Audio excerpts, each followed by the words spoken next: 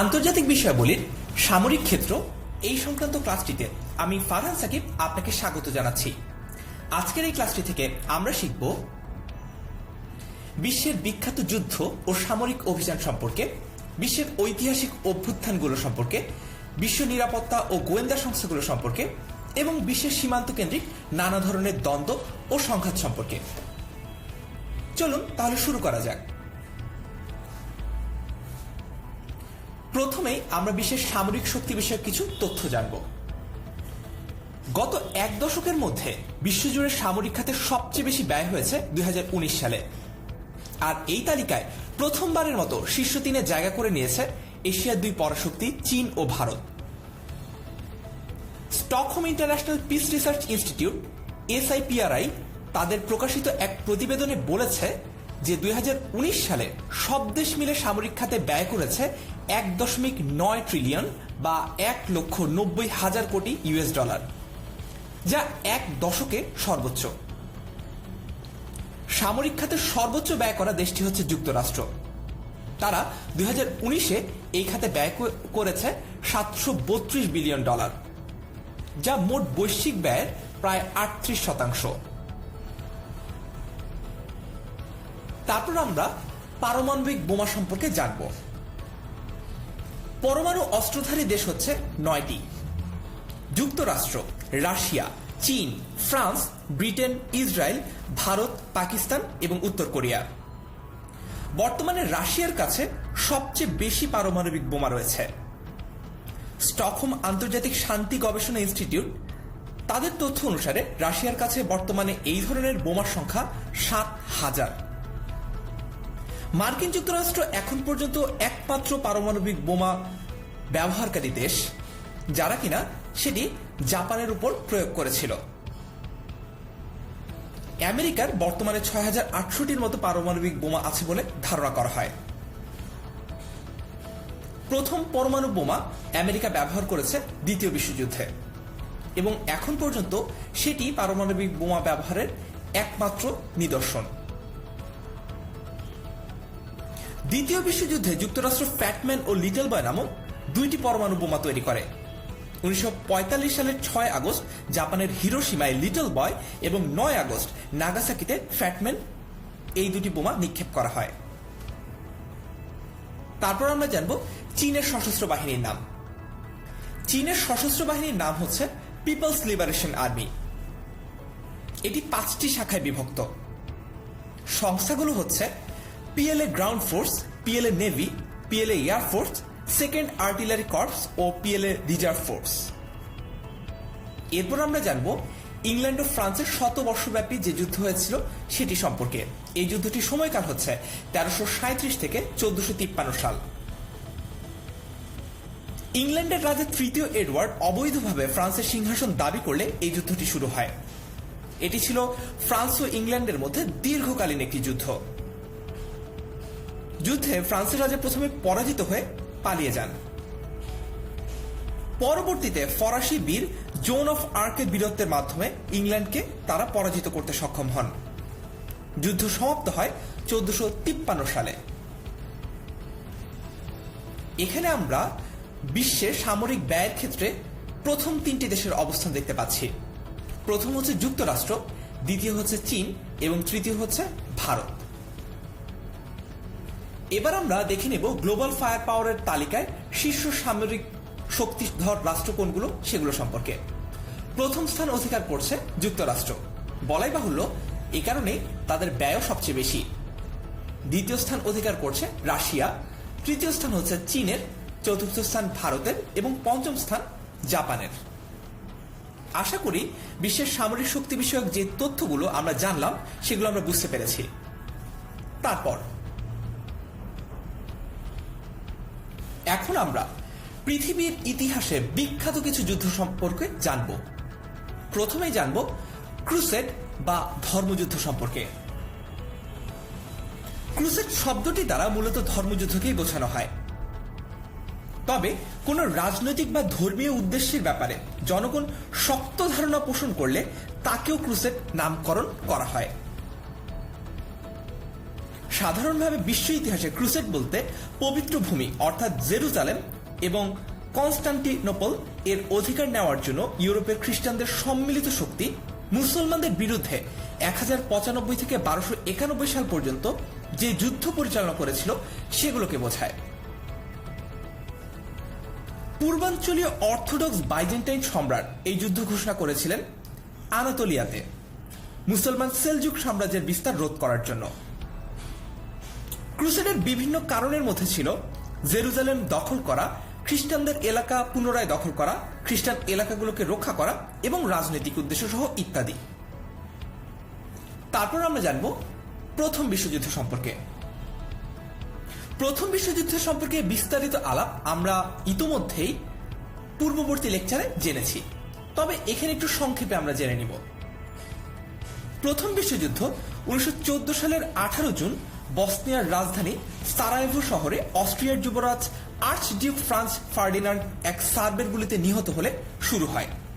অর্থাৎ এই হত্যাকাণ্ডকে কেন্দ্র করে প্রথম বিশ্বযুদ্ধ শুরু হয়। অস্ট্রিয়া হাঙ্গেরি এই হত্যাকাণ্ডের জন্য দায়ী করে সার্বিয়াকে এবং সেই বছরেরই 28 জুলাই সার্বিয়ার বিরুদ্ধে তারা যুদ্ধ ঘোষণা করে। ক্রমে ক্রমে দুই দেশের বন্ধু রাষ্ট্রগুলো ধীরে ধীরে জড়িয়ে পড়ে এই যুদ্ধে। যুদ্ধ শেষ হয় 1918 সালে। যুদ্ধে দুইটি পক্ষ ছিল, একটি নাম কেন্দ্রীয় শক্তি যেখানে ছিল উসমানীয় সাম্রাজ্য, অস্ট্রিয়া হাঙ্গেরি, জার্মানি ও বুলগেরিয়া, আর অপর পক্ষে ছিল মিত্রশক্তি সার্বিয়া, রাশিয়া, যুক্তরাজ্য, ফ্রান্স, জাপান, ইতালি, রোমানিয়া এবং মার্কিন যুক্তরাষ্ট্র। যুদ্ধে মিত্রশক্তি বিজয় অর্জন করে। তারপর আমরা জানব দ্বিতীয় বিশ্বযুদ্ধ সম্পর্কে।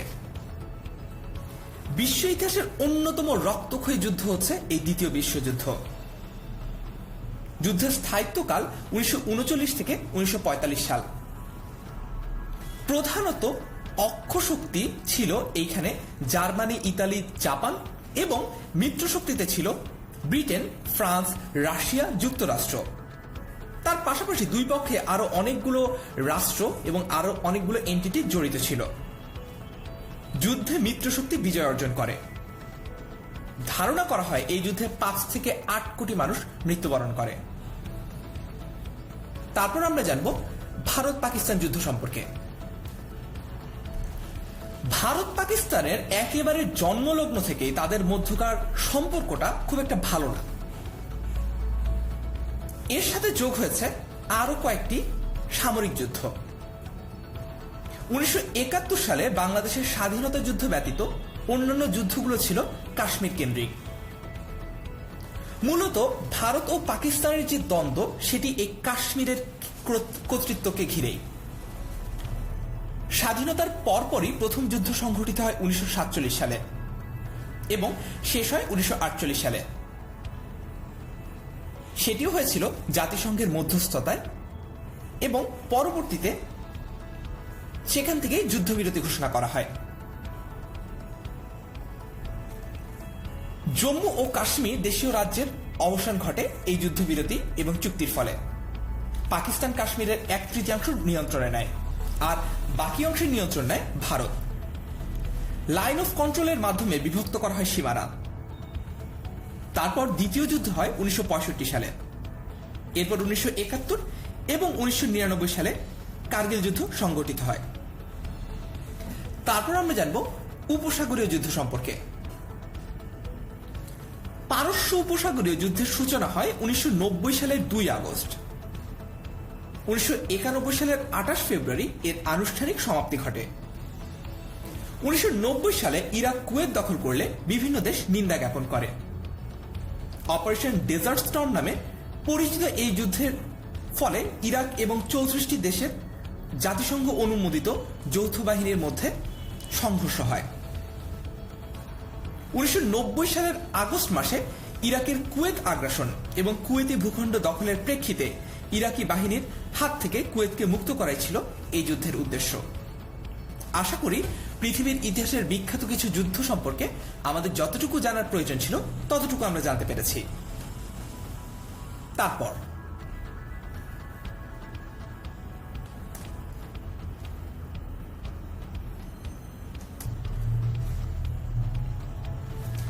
এখন আমরা জানব বিশ্বের ঐতিহাসিক কিছু অভ্যুত্থান সম্পর্কে। প্রথমে আমরা দেখতে পাচ্ছি ফরাসি বিপ্লব, তারপর আমরা দেখতে পাচ্ছি রুশ বিপ্লব, ইসলামী বিপ্লব, আরব বসন্ত, শ্রমিক বিপ্লব, শিল্প বিপ্লব, এগুলো। তাহলে শুরু করা যাক। প্রথমে জানব ফরাসি বিপ্লব সম্পর্কে। ফরাসি বিপ্লব এর সময়কাল ছিল 1789 থেকে 1799। ফরাসি ইউরোপ এবং পশ্চিমা সভ্যতার ইতিহাসের সবচেয়ে গুরুত্বপূর্ণ ঘটনা হচ্ছে এই ফরাসি বিপ্লব। এই বিপ্লবের সময় ফ্রান্সের রাজতন্ত্র বিলুপ্ত হয়ে প্রজাতান্ত্রিক আদর্শের অগ্রযাত্রা তৈরি হয় এবং একই সাথে দেশের রোমান ক্যাথলিক চার্চ সকল গোঁড়ামি ত্যাগ করে নিজেদের পুনর্গঠন করতে বাধ্য হয়। ফরাসি বিপ্লবকে পশ্চিমা গণতন্ত্রের ইতিহাসে একটি জটিল সন্ধিক্ষণ হিসেবে চিহ্নিত করা হয়, যার মাধ্যমে পশ্চিমা সভ্যতা একটা নতুন ধরনের রাজনীতি শুরু করতে পারে। এর ফলে অভিজাততন্ত্র থেকে বা এলিটিজম থেকে নাগরিকত্বের যুগে পদার্পণ করে তৎকালীন পশ্চিমা সমাজ। ফরাসি বিপ্লবের মূলনীতি ছিল স্বাধীনতা, সমতা, ভ্রাতৃত্ব অথবা মৃত্যু। এই উক্তিটির প্রবক্তা হচ্ছে জ্যাক রুসো। এই বিপ্লবের গুরুত্বপূর্ণ দার্শনিক হচ্ছেন রুসো, ভলতেয়ার, মন্টেস্কু। রাজতন্ত্রের অত্যাচারের বিরুদ্ধে সাধারণ মানুষের পুঞ্জীভূত ক্ষোভের বহিঃপ্রকাশ ঘটে এখানে। ফরাসি বিপ্লব চলাকালে ফরাসি সম্রাট ছিলেন ষোড়শ লুই। এই বিপ্লবের ফলে উদারনীতিবাদ এই নীতির উপর ভিত্তি করে সামাজিক পরিবর্তন সাধিত হয়। তারপর আমরা জানব রুশ বিপ্লব সম্পর্কে।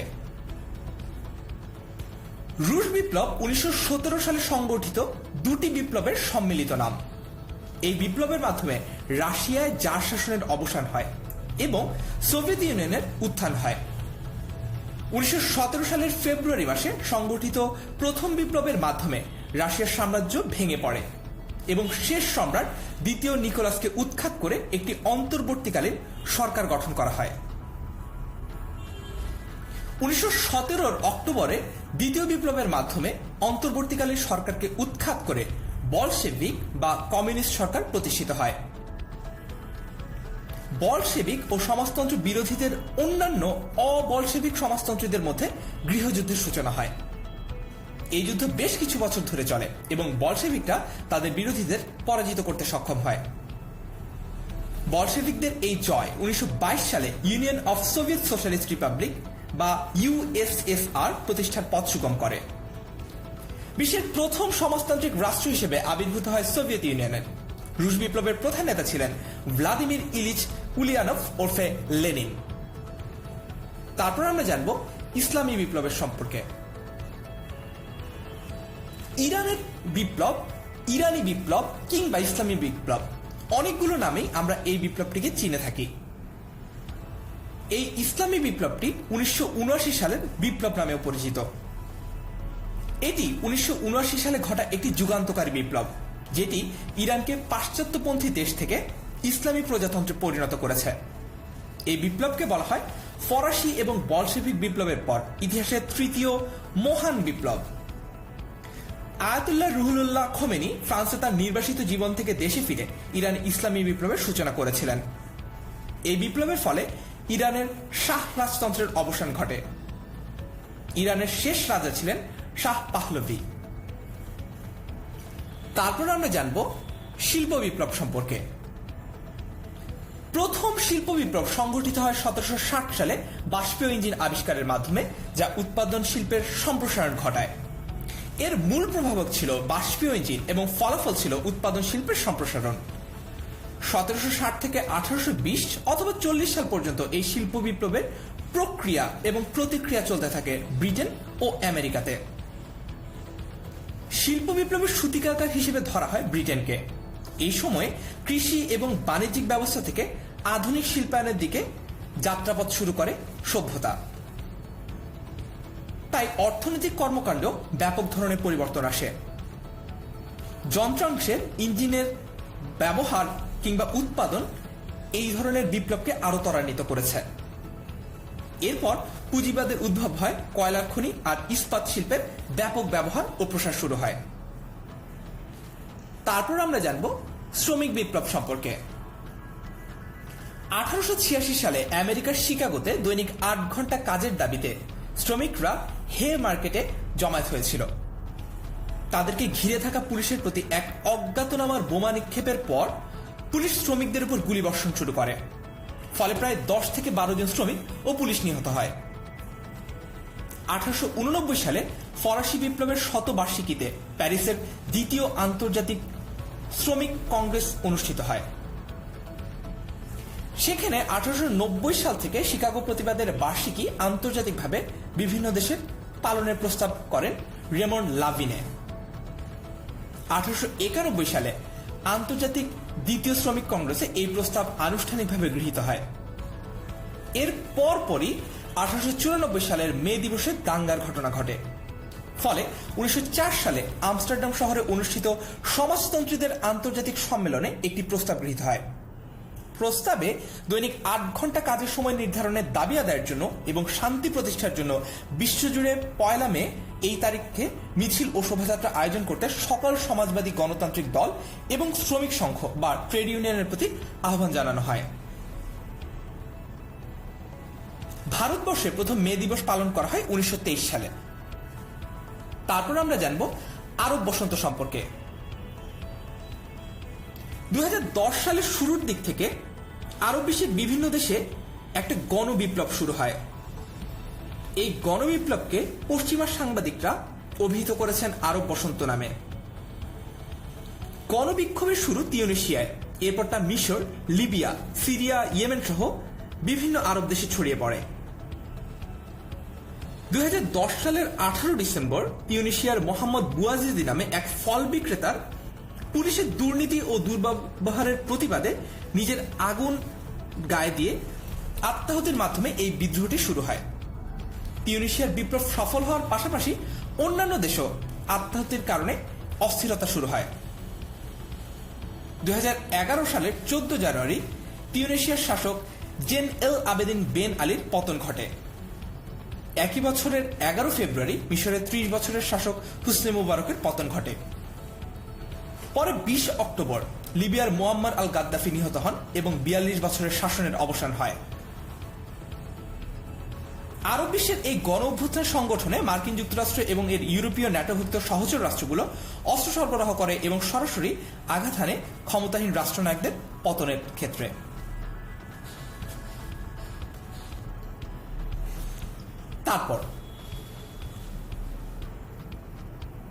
এরপর আমরা সামরিক কিছু গুরুত্বপূর্ণ তথ্য সম্পর্কে জানব। প্রথমে আমরা জানব ড্রোন সম্পর্কে। ড্রোন হচ্ছে চালকবিহীন বিমান, যেটি বর্তমান বিশ্বে সামরিক ক্ষেত্রে অনেক বেশি ব্যবহৃত হচ্ছে, কারণ এতে যে দেশটি হামলা চালাচ্ছে বা যে সংস্থাটি কিংবা যে এন্টিটিটি হামলা চালাচ্ছে কিংবা নজরদারি করছে তাদের আসলে তেমন কোনো ক্ষয়ক্ষতি হওয়ার সম্ভাবনাই থাকে না, যেহেতু এই বিমানটি চালকবিহীন হয়। ড্রোন হচ্ছে দূরবর্তী কোনো স্থান থেকে পরিচালিত বা সরাসরি মনুষ্য নিয়ন্ত্রণবিহীন স্বয়ংক্রিয় বিমান পরিচালনা ব্যবস্থা। এটি এমন একটি সামরিক প্রযুক্তি ব্যবস্থা যার মাধ্যমে নিয়ন্ত্রণবিহীন বিমান ব্যবস্থার মাধ্যমে দূরবর্তী স্থানে হামলা চালানো সহ গোয়েন্দা নজরদারি করা সম্ভব। মানুষবিহীন আকাশযান ও মিসাইলের মাধ্যমে এর মূল পার্থক্যটি বোঝা যায়। মিসাইলে যেখানে দূর থেকে নিয়ন্ত্রণ করা হলেও জ্বালানি ব্যবস্থা পরনির্ভরশীল, এই মনুষ্যবিহীন আকাশযান বায়ুর গতিবেগ ও আবহাওয়ার ক্রিয়া ইত্যাদির উপর নির্ভর করে নিজ থেকেই নিজেকে পরিচালনা করতে পারে। তারপর আমরা জেনে নিব যে প্রথম বিশ্বযুদ্ধের মূল কারণটি কি ছিল। প্রথম বিশ্বযুদ্ধের মূল কারণ ছিল জার্মানদের উগ্র জাতীয়তাবাদী নীতি, এবং তারপর আমরা জানব অ্যাডলফ হিটলার সর্বপ্রথম আক্রমণ করে হচ্ছে পোল্যান্ড। দ্বিতীয় বিশ্বযুদ্ধের বাফার স্টেট ছিল বেলজিয়াম।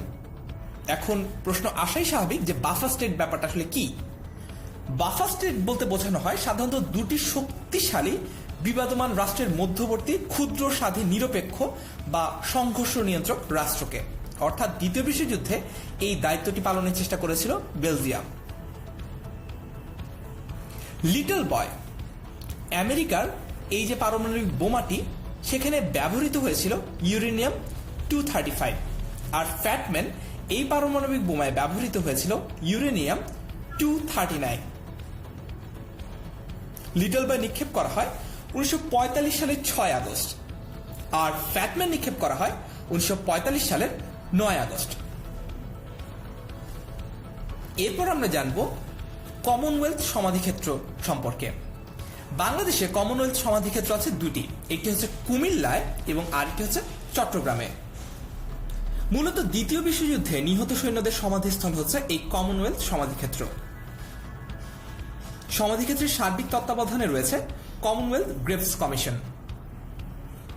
তারপর আমরা জানব সুইস গার্ড সম্পর্কে। ভ্যাটিকান সিটির নিরাপত্তা বাহিনীর নাম হচ্ছে সুইস গার্ড। পোপ এবং ভ্যাটিকান সিটির নিরাপত্তা ও শৃঙ্খলা রক্ষায় নিয়োজিত নিয়মিত বাহিনী হচ্ছে এই সুইস গার্ড। 1505 সালে পোপ জুলিয়াস সুইস গার্ড গঠন করেন। 6 জন কর্মকর্তা এবং 110 জন পুরুষ সদস্য নিয়ে সুইস গার্ড কার্যক্রম পরিচালনা করে থাকে। শুধুমাত্র সুইজারল্যান্ডের নাগরিকরাই এতে যোগ দিতে পারে।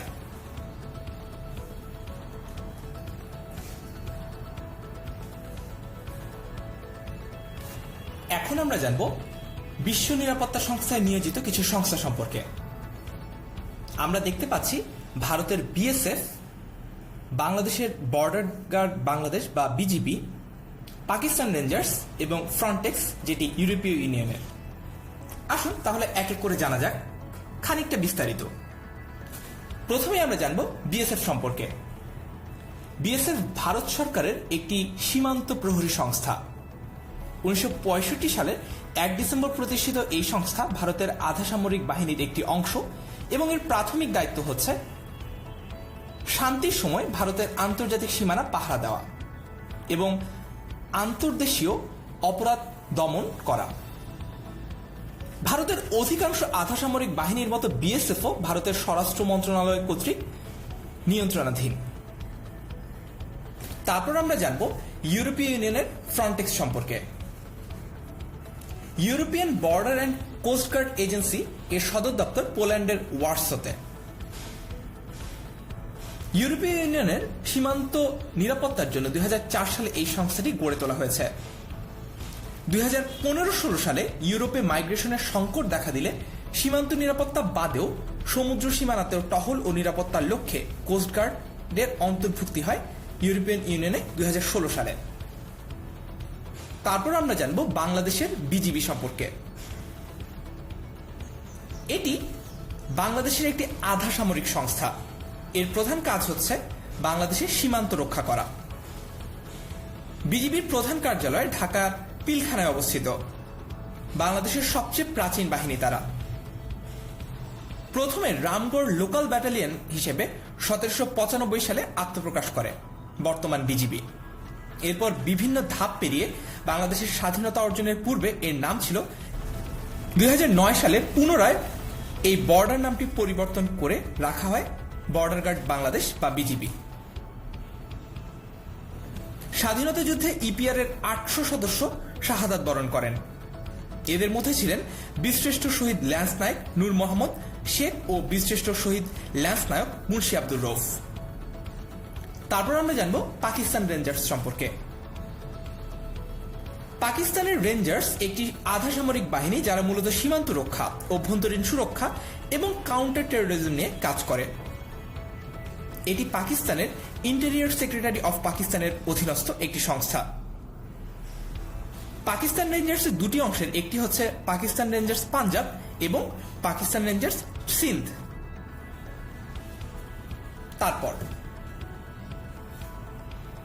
এরপর আমরা জানব বিশ্বের কিছু গুরুত্বপূর্ণ গোয়েন্দা সংস্থা সম্পর্কে। প্রথমে জানব এফবিআই সম্পর্কে। এর পূর্ণরূপ হচ্ছে federal bureau of investigation. FBI মার্কিন যুক্তরাষ্ট্রের কেন্দ্রীয় গোয়েন্দা সংস্থা। এটি মার্কিন আইন মন্ত্রণালয়ের অধীনস্থ একটি সংস্থা। বিশ্বস্ততা, সাহস, বিশুদ্ধতা এই তিনটি লক্ষ্য নিয়ে কাজ করে এফবিআই। ওয়াশিংটন ডিসিতে এর প্রধান কার্যালয় অবস্থিত। 1908 সালে ব্যুরো অফ ইনভেস্টিগেশন বা বিওআই নামে প্রতিষ্ঠিত হয় এফবিআই। 1953 সালে এর নাম পরিবর্তন করা হয় এবং এর নাম হয় ফেডারেল ব্যুরো অফ ইনভেস্টিগেশন বা এফবিআই। মূলত এফবিআই এর প্রধান কার্যক্রমের মধ্যে রয়েছে যুক্তরাষ্ট্রের নিরাপত্তা, ফেডারেল, স্টেট, মিউনিসিপ্যাল এবং আন্তর্জাতিক সংস্থা ও সহযোগীদের সমন্বয় সাধন করা। তারপর আমরা জানব সিআইএ সম্পর্কে। সিআইএ যুক্তরাষ্ট্রের আওতাধীন একটি বেসামরিক গোয়েন্দা সংস্থা। এটি একটি স্বাধীন সংস্থা যার দায়িত্ব যুক্তরাষ্ট্রের জাতীয় নিরাপত্তা নিশ্চিত করা এবং উচ্চপদস্থ নীতি নির্ধারকদের কাছে গোয়েন্দা তথ্য সরবরাহ করা। দ্বিতীয় বিশ্বযুদ্ধকালীন সময়ে গঠিত অফিস অফ স্ট্র্যাটেজিক সার্ভিসেস বা ওএসএস এর উত্তরসূরি হিসেবে সিআইএ এর জন্ম। এর কাজ ছিল যুক্তরাষ্ট্র সামরিক বাহিনীর বিভিন্ন শাখা প্রশাখার মধ্যে তথ্য আদান প্রদান করা। 1947 সালে অনুমোদিত হওয়া ন্যাশনাল সিকিউরিটি অ্যাক্ট বা জাতীয় নিরাপত্তা আইনের মাধ্যমে সিআইএ গঠন করা হয়। তাতে বলা হয় এটি কোনো পুলিশ বা আইন রক্ষাকারী প্রতিষ্ঠান নয়। দেশে কিংবা বিদেশে যেখানেই কাজ করুক না কেন, এদের প্রাথমিক কাজ হচ্ছে বিদেশি সরকার, সংস্থা ও ব্যক্তিদের সম্বন্ধে তথ্য সংগ্রহ করা এবং তার জাতীয় নীতি নির্ধারকদের কাছে সরবরাহ করা ও পরামর্শ প্রদান করা। তারপর আমরা জানব ভারতের র সম্পর্কে। র এর পূর্ণরূপ হচ্ছে রিসার্চ অ্যান্ড অ্যানালিসিস উইং। র ভারতের বহি গোয়েন্দা সংস্থা। 1968 সালের সেপ্টেম্বর মাসে এই গোয়েন্দা সংস্থাটি প্রতিষ্ঠিত হয়। প্রতিষ্ঠাকালীন পরিচালক ছিলেন রামেশ্বর নাথ কাও। 1962 সালে চীনের সাথে যুদ্ধ, 1965 সালে পাকিস্তানের সাথে যুদ্ধে ইন্টেলিজেন্স ব্যুরোর ব্যর্থতার জন্য নতুন গোয়েন্দা প্রতিষ্ঠান হিসেবে র প্রতিষ্ঠা করা হয়। রিসার্চ অ্যান্ড অ্যানালিসিস উইং এর বা র এর প্রাথমিক কাজ হচ্ছে ভারতীয় নীতি নির্ধারকদের কাছে তথ্য সরবরাহ করা, বিদেশি সরকার, প্রতিষ্ঠান ও ব্যক্তিগত বর্গের তথ্য সরবরাহ করে এই র। কখনো কখনো বলা হয় যে র হচ্ছে ভারতের জাতীয় শক্তির দক্ষ ব্যবহারের একটি মাধ্যম। র ভারতের পরমাণু কর্মসূচির নিরাপত্তাজনিত ক্ষেত্রেও নিযুক্ত ছিল। তারা ভারতের প্রধানমন্ত্রীর কাছে দায়বদ্ধ থাকে। তারপর আমরা জানব আইএসআই সম্পর্কে। এটি পাকিস্তানের সর্বোচ্চ গোয়েন্দা সংস্থা। পাকিস্তান আর্ম ফোর্সের অধীনে এই গোয়েন্দা সংস্থাটি তথ্য সংগ্রহ, প্রক্রিয়াকরণ এবং চুলচেরা বিশ্লেষণ করে সেই তথ্য ঊর্ধ্বতন কর্মকর্তাদের কাছে বা পাকিস্তান সরকারের কাছে সরবরাহ করে থাকে। আইএসআই প্রধান থাকেন একজন জেনারেল এবং এই সংস্থাটি পাকিস্তানের প্রধানমন্ত্রীর অধীনস্থ। আগে এর নাম ছিল ইন্টার সার্ভিসেস। 1971 সাল থেকে মিলিটারি সদস্য বাদেও সিভিলিয়ান সদস্য নেওয়া শুরু করে আইএসআই।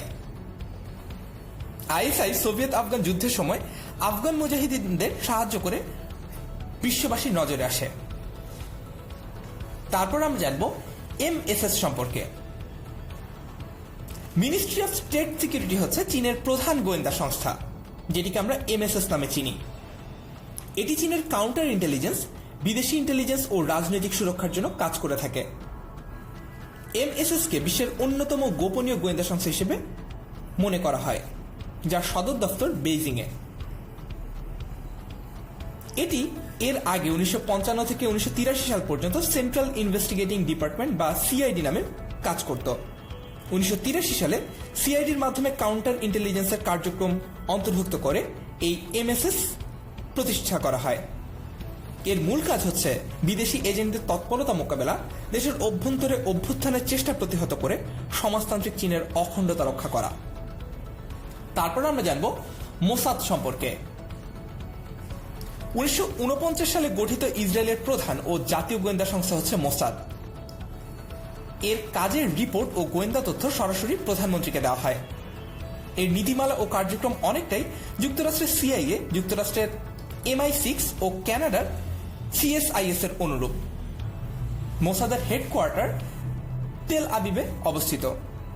ইসরায়েলের সীমানার বাইরেও গোপন গুরুত্বপূর্ণ তথ্য সংগ্রহ করা, শত্রুভাবাপন্ন দেশগুলো যাতে বিশেষ ধরনের অস্ত্র তৈরি বা সংগ্রহ করতে না পারে তা নিশ্চিত করা এবং দেশে বিদেশে ইসরায়েলি লক্ষ্যবস্তুর উপর হামলা ষড়যন্ত্র আগাম প্রতিরোধ করা, এসব নিয়ে কাজ করে ইসরায়েলের মোসাদ।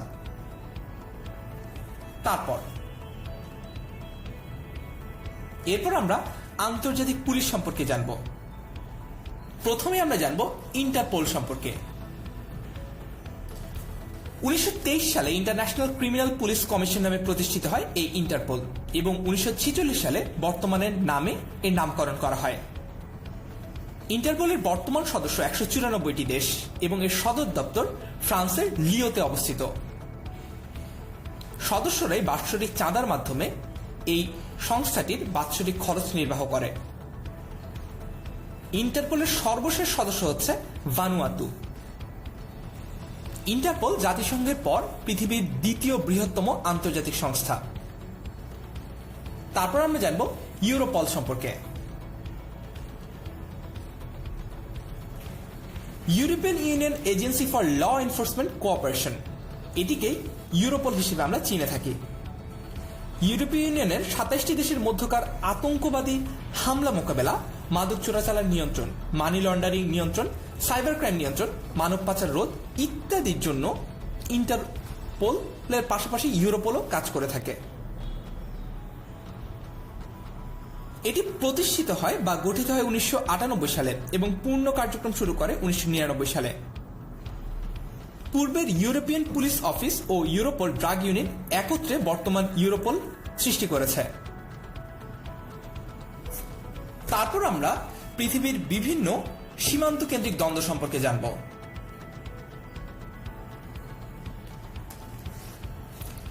এখন আমরা জানব বিশ্বের সীমান্ত কেন্দ্রিক কিছু দ্বন্দ্ব সম্পর্কে। প্রথমেই আমরা কথা বলবো গোলান মালভূমি নিয়ে। 1967 সালের আরব ইসরায়েল যুদ্ধের পর ইসরায়েল এই জায়গাটি সিরিয়ার কাছ থেকে দখল করে নিয়েছিল। দক্ষিণ পশ্চিম সিরিয়ার একটি পাথুরে মালভূমি হচ্ছে এই গোলান। জায়গাটি বেশি বড় নয়, কিন্তু এর কৌশলগত বা স্ট্র্যাটেজিক গুরুত্ব অনেক বেশি। গোলান মালভূমি থেকে মাত্র 40 মাইল দূরে রয়েছে সিরিয়ার রাজধানী দামেস্ক শহর এবং এখান থেকে দক্ষিণ সিরিয়ার একটি বড় অংশ স্পষ্ট দেখা যায়। সিরিয়ান সেনাবাহিনীর গতিবিধি পর্যবেক্ষণ করার জন্য এটি একটি আদর্শ জায়গা। তাছাড়া পার্বত্য এলাকা বলে সিরিয়ার সেনাবাহিনী কোনো সম্ভাব্য আক্রমণের পথে এটি একটি চমৎকার প্রাকৃতিক বাধা হিসেবেও কাজ করে। তাছাড়াও এটি প্রাকৃতিক পানির উৎস। গোলান মালভূমি থেকে যে পানি গড়িয়ে পড়ে সেটি পরবর্তীতে জর্ডান নদীতে মিলিত হয়, আর এটি হচ্ছে ইসরায়েলের পানি সরবরাহের 1/3 উৎস। তারপর আমরা জানব লাদাখ সীমান্ত এই সংঘর্ষ নিয়ে। ভারত ও চীনের সৈন্যদের মধ্যে লাদাখ নিয়ে সংঘর্ষ দেখা যায় 2020 সালের 15 জুন। এই সংঘাতে 20 জন ভারতীয় সেনা নিহত হয়। বিরোধপূর্ণ লাদাখের সীমান্ত গালওয়ান উপত্যকায় এই ঘটনা ঘটে। আগেই আমরা জেনেছি যে ভারত ও চীন দুটি দেশই বর্তমানে সামরিক শক্তিতে খুবই শক্তিশালী। লাদাখ অঞ্চলের উঁচু অপেক্ষাকৃত জনবসতিহীন এলাকার সীমান্ত নিয়ে কয়েক দশক ধরেই চীন ও ভারতের মধ্যে বিরোধ চলে আসছে। ভারত ও চীন দুই দেশই বিরোধপূর্ণ সীমান্ত অঞ্চলকে কৌশলগতভাবে, সামরিকভাবে ও অর্থনৈতিকভাবে গুরুত্বপূর্ণ হিসেবে বিবেচনা করে। ভারত ও চীনের মধ্যকার সীমান্ত রেখার নাম হচ্ছে লাইন অফ অ্যাকচুয়াল কন্ট্রোল বা প্রকৃত নিয়ন্ত্রণ রেখা। 1962 সালে চীনের সাথে যুদ্ধে ভারতের পরাজয় ঘটে এবং বিরোধপূর্ণ অঞ্চল আকসাই চীনকে নিয়ন্ত্রণে নেয় চীন। তারপর আমরা জানব সুয়েজ খাল সম্পর্কে। 1859 সাল থেকে নির্মাণ শুরু হয় এই সুয়েজ খালের এবং এই নির্মাণ কাজ শেষ হয় 1869 সালে। বর্তমানে এর দৈর্ঘ্য 193.3 কিলোমিটার। 1956 সালে মিশর সুয়েজ খাল জাতীয়করণ করে। এর ফলে ইসরায়েল, ব্রিটেন ও ফ্রান্স মিশর আক্রমণ করে।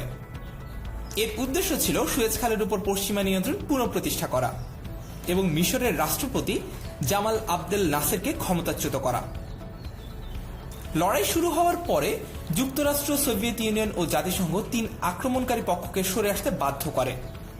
যুদ্ধে মিশরের সামরিকভাবে পরাজয় ঘটে, তবে তারা খাল দিয়ে জাহাজ চলাচল বন্ধ করে দেয় এবং এই যোগাযোগ ব্যবস্থাটি অকেজো করে ফেলে। 1957 সালের মার্চ মাস পর্যন্ত সুয়েজ খাল বন্ধ ছিল। তারপর আমরা জানব গাজা সীমান্ত নিয়ে। ভূমধ্যসাগরের তীরে অবস্থিত একটি বিতর্কিত ভূখণ্ড হচ্ছে এই গাজা। এর ৩২০ কিলোমিটার এলাকা জুড়ে রয়েছে 4টি শহর, 8টি ফিলিস্তিনি শরণার্থী শিবির এবং 11টি গ্রাম। প্রায় 12 লক্ষ ফিলিস্তিনি ও 17,000 ইসরায়েলের জন্য এটি একটি নতুন বসতির জায়গা। এই স্থান নিয়ে বিতর্ক শুরু হয় 1948 সালের 14 নভেম্বর ডেভিড বেন গুরিয়ন কর্তৃক ইসরায়েলের স্বাধীনতা ঘোষণার মধ্য দিয়ে। ফিলিস্তিন ভূখণ্ডে ইসরায়েল রাষ্ট্রের জন্ম হলেও নানা দ্বন্দ্বমূলক সংঘাতপূর্ণ পরিস্থিতির উদ্ভব ঘটে। তারপরে আমরা জানব নাগোর্নো কারাবাখ সম্পর্কে। নাগোর্নো কারাবাখ এটি একটি বিতর্কিত অঞ্চল। এই অঞ্চলের নিয়ন্ত্রণ নিয়ে মুসলিম আজারবাইজান এবং খ্রিস্টান আর্মেনিয়ার মধ্যে দীর্ঘদিনের বিরোধ চলছে। এই দুই দেশই সোভিয়েত ইউনিয়নের অংশ ছিল। তখনও এই অঞ্চল নিয়ে তাদের মধ্যে বিরোধ ছিল। সে সময় অঞ্চলটি আজারবাইজানের অংশ হিসেবে থাকলেও এখনকার জনসংখ্যার সিংহভাগই জাতিগতভাবে আর্মেনীয়, আর সেটাই সমস্যার মূলে রয়েছে। সোভিয়েত আমলে নাগোর্নো কারাবাখ স্বায়ত্তশাসন ভোগ করত, কিন্তু সোভিয়েত ইউনিয়ন ভেঙে যাওয়ার সম্ভাবনা তৈরি হওয়ার পরে 1988 সালে আজারবাইজান নাগোর্নো কারাবাখের আঞ্চলিক সরকারকে উৎখাত করে। সাথে সাথেই সেখানকার জাতিগত আর্মেনীয়রা বিদ্রোহ শুরু করে দেয়। নাগোর্নো কারাবাখের আঞ্চলিক পার্লামেন্টে 1988 সালের ফেব্রুয়ারিতে একটি ভোট অনুষ্ঠিত হয় এবং সেখানে তারা আর্মেনিয়ার সাথে যুক্ত হওয়ার সিদ্ধান্ত নেয়। এর ফলে শুরু হয় ওই এলাকায় আজেরি এবং আর্মেনীয়দের মধ্যে জাতিগত সংঘাত। 1992-2016 সালে এ নিয়ে রক্তক্ষয়ী যুদ্ধ সংগঠিত হয়।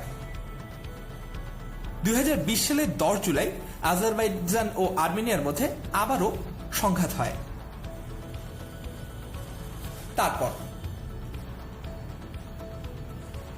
এরপর আমরা আরব ইসরায়েলের 4টি যুদ্ধ নিয়ে জানব, যেগুলো পৃথিবীর ইতিহাসে খুবই গুরুত্বপূর্ণ ভূমিকা পালন করেছে। প্রথমেই আমরা এর কনটেক্সটটা জেনে নিই। মধ্যপ্রাচ্য সংকটের কেন্দ্রবিন্দুতে রয়েছে ফিলিস্তিনের ভূখণ্ড ও ইসরায়েল রাষ্ট্রের অবস্থান। এর সূচনা হয়েছিল প্রায় 100 বছরের আগের এক ঘোষণা দিয়ে, যা পরবর্তীকালে পরিচিতি পায় ব্যালফোর ডিক্লারেশন নামে। এর মাধ্যমে প্যালেস্টাইনের প্রথম ইহুদিদের জন্য একটি স্বাধীন রাষ্ট্রের ভাবনাকে স্বীকৃতি দেওয়া হয়। এখান থেকে মূলত শুরু হয় আরব ইসরায়েল সংঘাত। 1947-এর 30 নভেম্বর থেকে ইসরায়েল ফিলিস্তিন গৃহযুদ্ধ শুরু হয়। আমরা এখন এক একটি যুদ্ধ, তাদের পক্ষগুলো এবং ফলাফল সম্পর্কে জানি। প্রথমে আমরা জানব 1948-এর যুদ্ধ সম্পর্কে। 1948-এর চলমান গৃহযুদ্ধে ইসরায়েল ও আরব রাষ্ট্রগুলোর মধ্যকার রাষ্ট্রীয় বিরোধ প্রকাশ পায়। মিশর, জর্ডান ও সিরিয়া এবং ইরাকের প্রেরণ করা সেনাদলের সম্মিলিত বাহিনী ফিলিস্তিনে ঢুকে পড়ে। তারা আরব অঞ্চলগুলোকে অধিকার করে নেয় এবং ইসরায়েলি বাহিনীও বেশ কিছু ইহুদি বসতির উপর আক্রমণ করে। যুদ্ধের সময়কাল 1948 সালের 15 মে থেকে 1949-এর 10 মার্চ। চূড়ান্ত যুদ্ধবিরতি হয় 1949 সালের 20 জুলাই। এখানে পক্ষ ছিল ইসরায়েল, আরব, ফিলিস্তিন, মিশর, জর্ডান, সিরিয়া, ইরাক, সৌদি আরব, লেবানন ও ইয়েমেন।